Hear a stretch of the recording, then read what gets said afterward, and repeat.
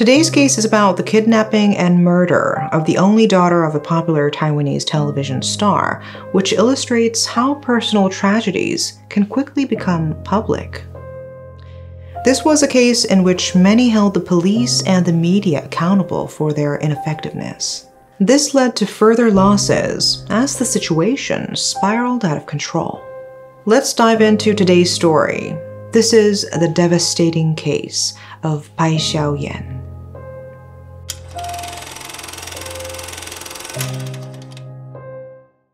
Pai Hsiaoyen was the only daughter of Taiwan's talented celebrity Pai Bingbing and a Japanese writer, Ikki Kajiwara. She had a tall and thin frame of a lady with a short haircut. Even though her parents were famous, Pai Hsiaoyen lived a normal life. Her mother, Pai Bingbing, fondly remembered what a kind and tender person she was. She remembered a time when Pai Hsiaoyen offered to show a lost stranger how to get somewhere, and Pai Bingbing had to chase her down and caution her against approaching strangers. "You think the worst of people, Mom." Pai Bingbing quoted her daughter's reply in pained voice. On April 17, 1997, 16-year-old Pai Hsiaoyen was getting ready to go to school. She had a routine of setting an alarm for her mother before heading off to school. Pai Bingbing remembered how Pai Hsiaoyen entered her room and set an alarm on that old ring clock for her. During her half-asleep state, Pai Bingbing watched as her daughter kissed her goodbye and left her room. She saw how much Pai Hsiaoyen had grown into a young lady. That thought filled her with warmth and anxiety at the same time. The day went on as usual for Pai Bingbing. At 4 p.m., she was in a recording studio. This was the time when she received a phone call. This one phone call changed the course of her life forever. She picked up the call. On the other end, she could hear a man's slurred speech that sounded as though he was intoxicated. The caller informed her to drive to Chang'an Golf Course and look for her daughter's belongings, which she had placed on a grave-like spot. He also warned her not to call the authorities. Pai Bingbing tried to keep her composure throughout the call. Her cool and collected approach eventually broke down when her colleague began to speculate with alarm that Pai Hsiaoyen might have been abducted. She recognized that her own daughter was in jeopardy, and her maternal instincts took over. She had no choice but to call the police in such circumstances and request assistance. When they arrived at Chang'an Golf Course, it was already dark. The golf course itself was 7 kilometers long. Pai Bingbing, a number of her colleagues, and several police officers combed every square inch of the golf course in search of the grave-like site that the mysterious caller had specified. Pai Bingbing wasn't interested in relying solely on the police to conduct the search. For 4 hours, she walked through trees, bushes, and dense grass in search of any stones that even vaguely resembled gravestones. She searched tirelessly until she was finally advised to wait outside while the police carried on. Pai Bingbing's eyes spotted something as she sat tensely outside the door. Just on the ground near the entryway was something that appeared to be a grave. Everyone gathered around the plastic bag that Pai Bingbing was pointing to as she summoned the police to the spot. Pai Bingbing was handed a fork and a pair of chopsticks so she could inspect the item without leaving any fingerprints on it. Inside the bag was a lunchbox that Pai Bingbing recognized as belonged to Pai Hsiaoyen. She warily opened the lunchbox and discovered a strange stick inside. Her heart began to race. She trembled as she used the chopsticks to pick it up.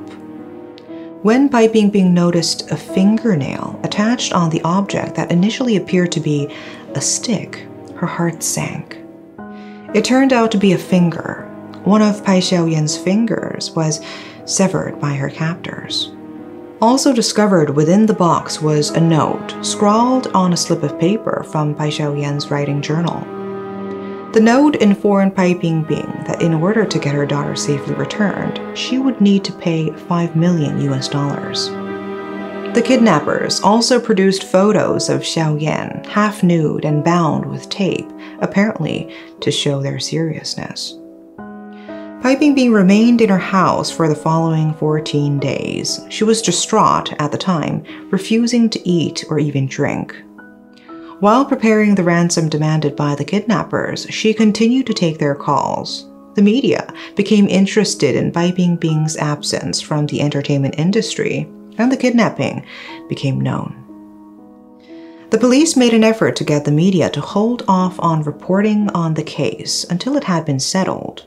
The media was still hungrier than ever for hits.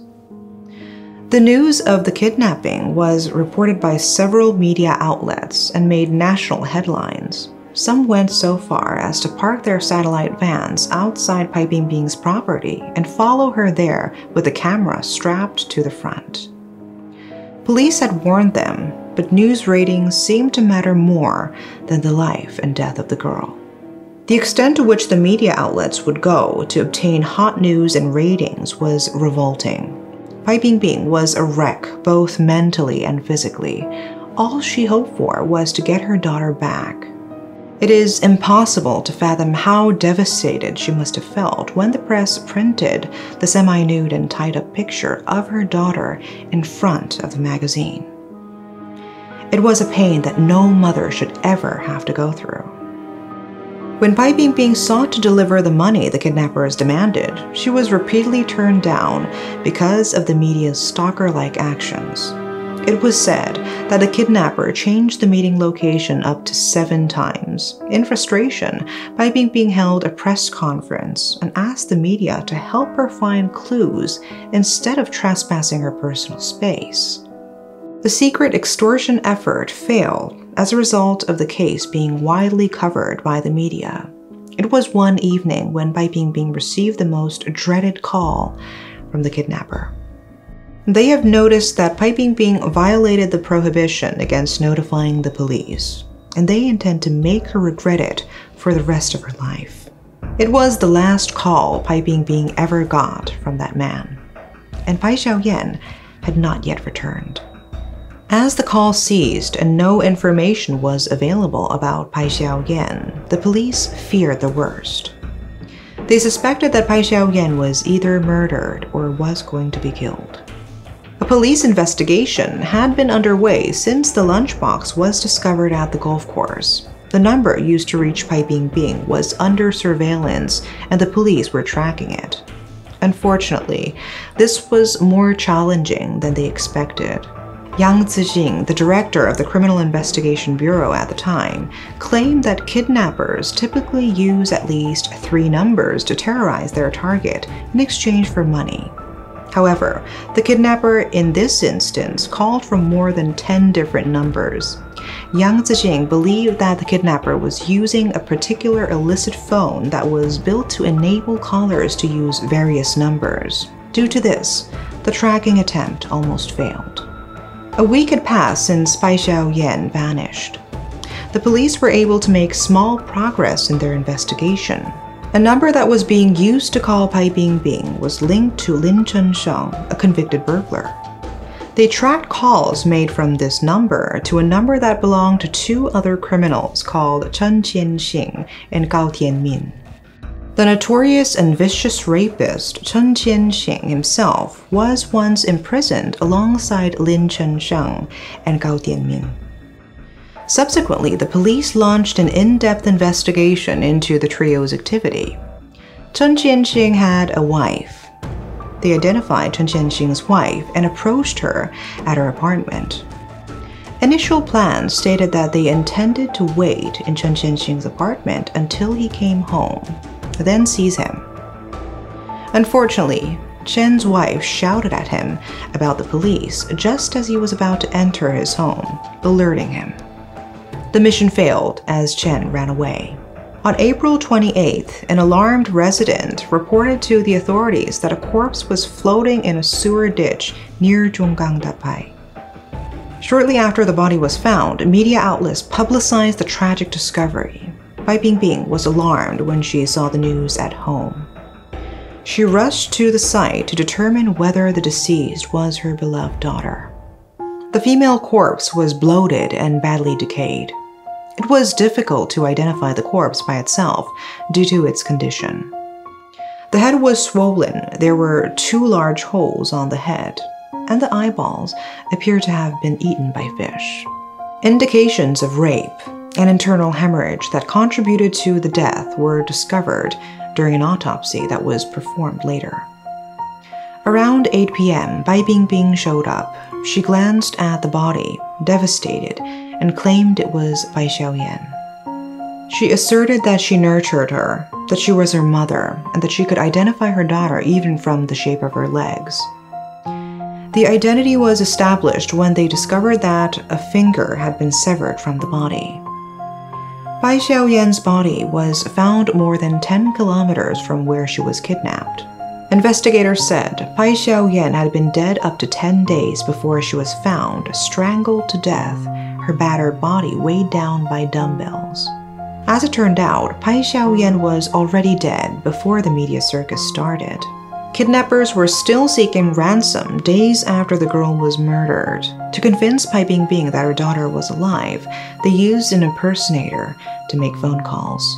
During the burial service for her daughter, whose future was stolen by inhumane individuals, Pai Bingbing's heart broke. With tears in her eyes, she hoped her daughter was no longer in anguish or fear up there. Pai Bingbing revealed that she kept a diary in which she expressed her regret for not finding her daughter sooner. As she prayed to Pai Hsiaoyen, Pai Bingbing asked her daughter to give her the courage to continue helping people in the same way she did. The kidnapping case evolved into a murder investigation. Following the case of Pai Hsiaoyen, the 3 perpetrators went on to commit additional horrifying crimes against multiple individuals. The residents of Taipei City were frightened since the men were still out in the open. Women were reported to dread venturing outside alone at night. People expressed their desire for justice through acts of demonstration in response to the unsolved incident. This forced the police to concentrate their efforts on finding and apprehending these 3 men.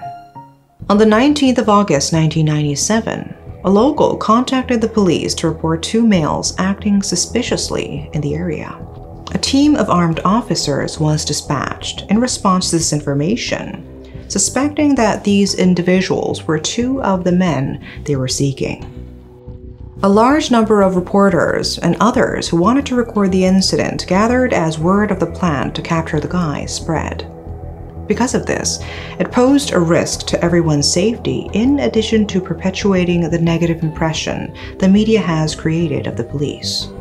As the men made their stealthy getaway out of one of the building's windows, police caught sight of them. The individuals were identified by the authorities as Cao Tianmin and Lin Chunsheng. The 2 wanted individuals started shooting when they realized they were trapped, which started a crossfire. As a result, 1 officer was injured and another killed. Lin Chunsheng was shot 6 times. When he realized he couldn't escape, he pointed the gun toward his own head and pulled the trigger. Lin Chunsheng killed himself to escape capture. The remaining suspects were not located despite several hours of hunting. That was until the authorities received a report that dead bodies had been discovered in a plastic surgery clinic a few days later. When a reporter and several police officers arrived on the scene, they discovered that the clinic did not resemble a typical murder crime scene. It seemed as though someone had cleaned up the scene because there was no blood or other signs of a struggle. Walking further into the clinic, they discovered the bodies of 2 nurses, a middle-aged woman, and a doctor. All of them were slain by a single bullet to the head. More horrifyingly, the nurses showed indications of sexual abuse prior to dying. It appeared that Cao Tianmin and Chen Qianxing had attempted to have plastic surgery performed on them in order to change their appearance. It was unclear if they had killed the people after their task was completed or if they had killed them because they refused to comply. As more lives were lost, tensions among citizens increased and public confidence in the police was gradually declining. On November 17th, it was reported that Cao Tianmin was seen entering a massage parlor. The captain and officer on duty promptly assembled their men after receiving the report. A number of police officers were placed at the top of the building, others at the back, and some were positioned to follow the captain as he explored every floor of the building. They quickly discovered the room Cao Tianmin was in. People in the building tried to flee for their lives when another ferocious crossfire broke out. As he felt besieged, Cao Tianmin raised the revolver at himself and shot himself in the head. With 2 of the wanted men dead, there was only one left, Chen Qianxing. Chen Qianxing knew it was only a matter of time the police would come after him. In desperation, he chose to commit a daring crime. He attacked and took hostage the South African military attaché, Colonel Edward McGill Alexander, and his family at their residence. It appeared that his strategy was to make a deal with the Taiwanese leadership to be freed in exchange for the security of an international relationship. Hou Youyi, the director of the Taipei Criminal Investigation Bureau, showed up at the scene. In an attempt to reason with Chen Qianxing, he dialed the residence number, which Chen answered. The press was also there. Numerous reporters and journalists showed up to capture the arrest of the last wanted man. However, the phone number of the house was somehow leaked to the press. They began phoning the residents in an effort to reach the infamous Chen Qianxing. At that time, heavily armed law enforcement received instructions to enter the home through the garage. Upon noticing this, Chen started firing. Colonel Edward and his family were wounded by bullets as they were trapped in the crossfire. Commander Hou Youyi put his life in danger by complying with Chen's request to enter the site unarmed to retrieve the injured colonel and the young girl to receive medical attention. Fortunately, both survived. This time, Hou Youyi attempted to convince Chen to release the colonel's wife, the younger daughter, and the infant child. Chen responded by requesting to see his own wife first. With the consent of Hou Youyi, Chen's wife was brought to the scene. She was given instructions to persuade her husband to give up and release the hostages. After a successful discussion, Chen Qianxing surrendered on November 19, 1997. Chen Qianxing was found guilty of 3 kidnappings, 10 rapes, and 4 murders on January 22, 1998. He received 5 death sentences for his inhumane and brutal actions. While awaiting his execution, he reportedly became a devout man and expressed remorse for what he had done. Nevertheless, no one was convinced of his sincerity or remorse. On October 6, 1999, he was put to death by the firing squad.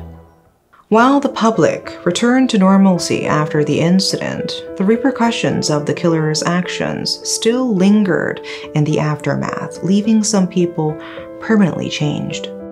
Though the tragedy has passed, the sadness, grief, and pain it caused Pai Bingbing and other families who have lost their loved ones remain in their hearts long after the events occurred. It was reported that Pai Bingbing received vile comments from her haters, telling her to go die like her daughter. A number of ministers resigned in response to public outrage. People were dissatisfied with their government's inability to safeguard them. Due to their lack of ethics and inadequacy in handling the matter, the media also came under criticism. Numerous malpractices increased fatalities. When the case was first leaked, the police spent more than $12,000 to buy all copies of the magazine containing confidential information. Would Pai Hsiaoyen and the other victims have survived if the media hadn't covered the situation unethically? Unfortunately, we can only speculate if the victims' fates would have been different if the media had acted differently. However, what is certain is that they deserved better treatment, and such coverage had a huge impact on the lives of those involved. That's all for today. Thanks for watching.